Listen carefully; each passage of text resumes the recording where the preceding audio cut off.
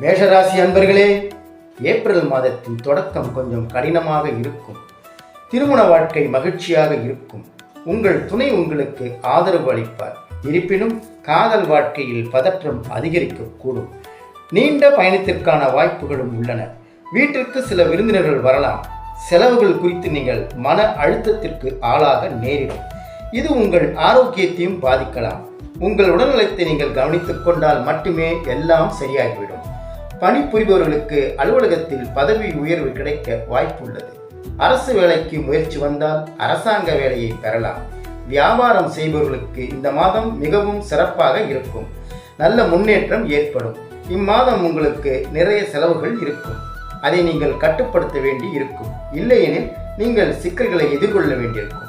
ஆரோக்கியத்தை பொறுத்தவரை கண் பிரச்சனைகள் தொந்தரவு செய்யலாம். சிலருக்கு வெளிநாடு பயணம் மேற்கொள்ளும் வாய்ப்புகளும் உள்ளன.